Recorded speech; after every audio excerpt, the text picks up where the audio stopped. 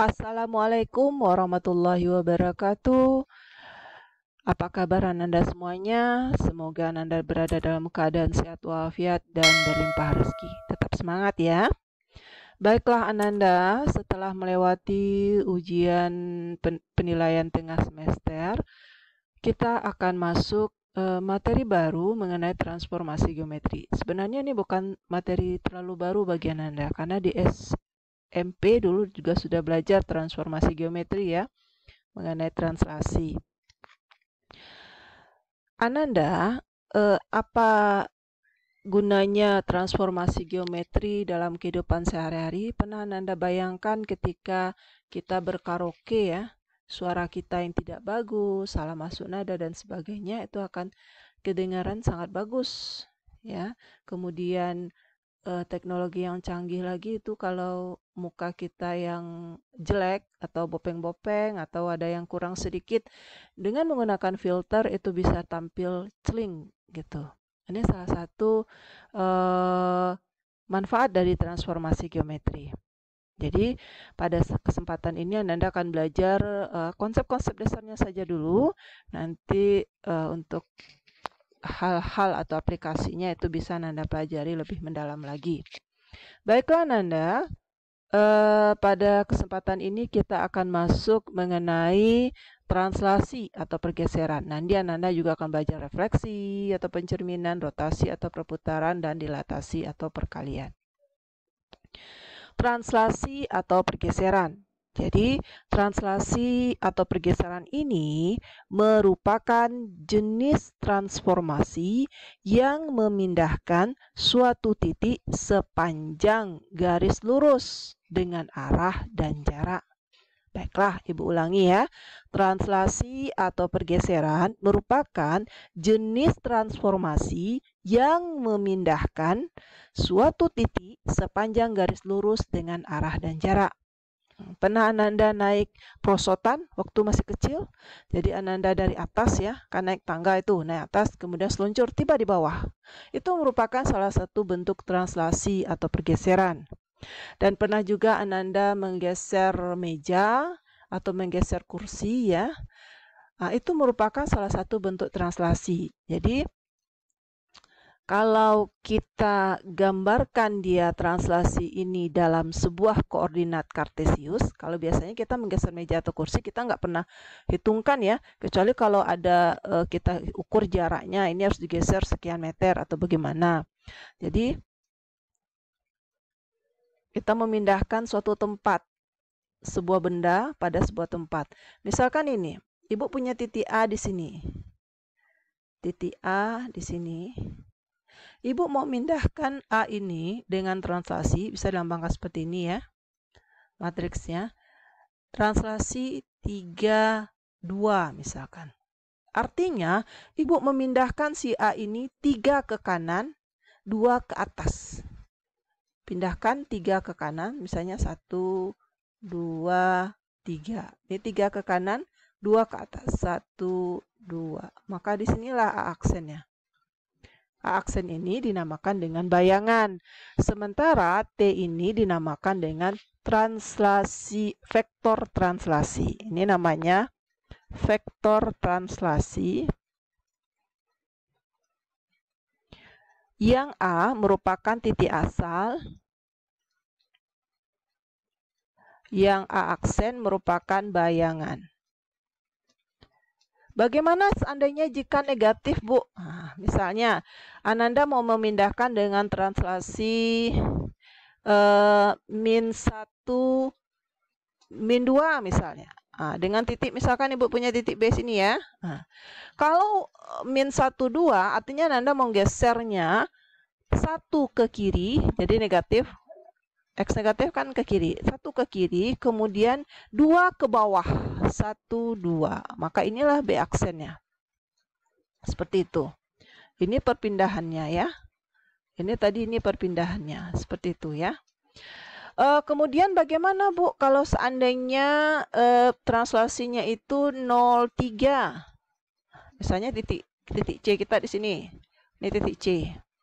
0 berarti tidak terjadi perpindahan baik ke kiri maupun ke kanan. Tetap di sini. Kemudian 3 berarti ke atasnya 3. 1, 2, 3. Inilah C aksennya. Maka perpindahannya atau pergeserannya seperti ini. Begitu Ananda. Bagaimana? Ananda sudah paham?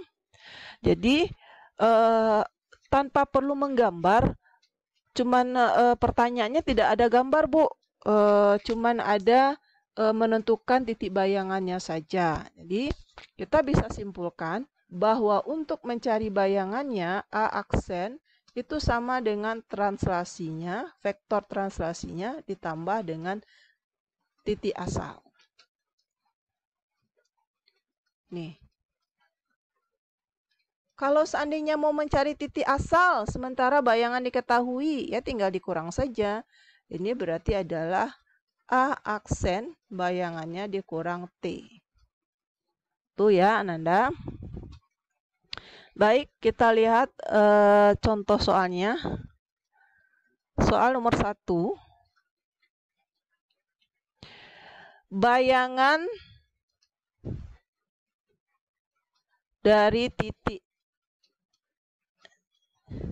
A 7,-2 ditranslasikan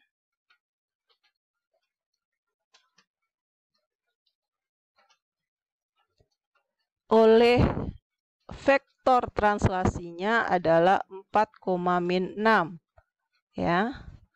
Adalah.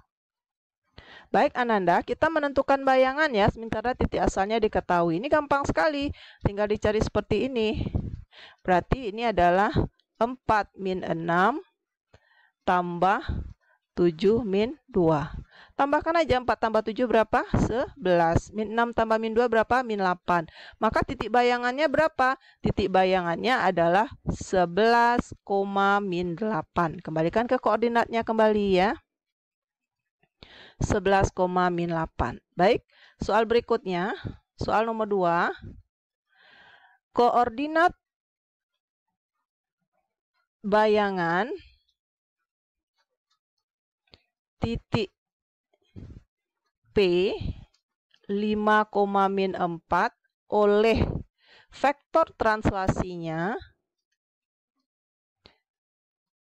3-1 adalah, nah, bayangannya ini adalah P aksen, X aksen, Y aksen ya. Yang diminta adalah berapa nilai dari X aksen tambah Y aksen. Baiklah, kita tentukan bayangan dulu ya. Berarti ini P aksen, T tambah P, berarti 3-1 ya, ditambah dengan 5-4. Berarti ini adalah ketika ditambah ada 8-5. Berarti X aksennya berapa? X aksennya 8 dan Y aksennya adalah -5. Sehingga X aksen tambah Y aksennya adalah 3. Ini jawabannya. Baik, kita lanjutkan nomor 3.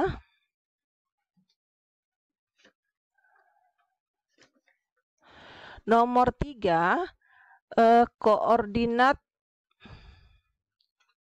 bayangan titik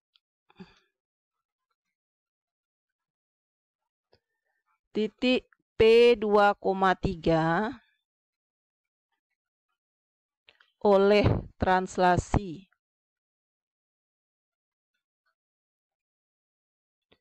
empat lima dilanjutkan, nah, 2 kali ini ya, dilanjutkan dengan translasi AB ya, adalah 6,7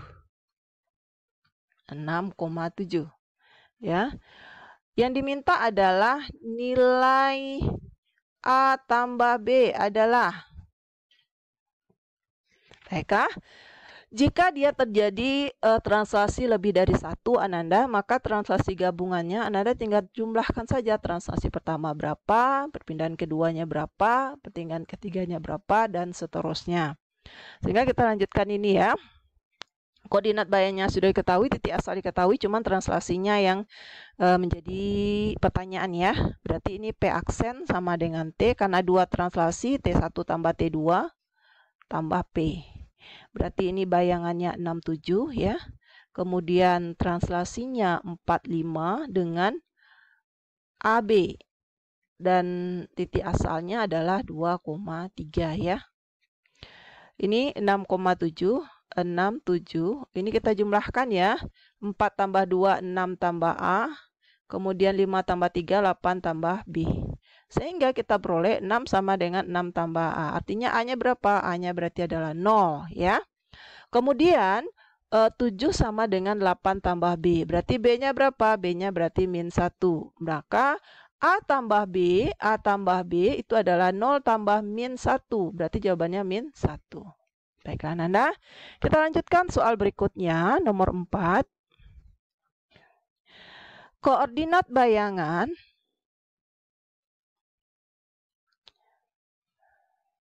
titik P 2,3 ya, ditranslasikan dengan vektor translasinya 45. Kemudian dilanjutkan dengan sudah tadi ya ini ya. Ini sudah Nanda. Maafkan Ibu. Kita lanjut soal berikutnya.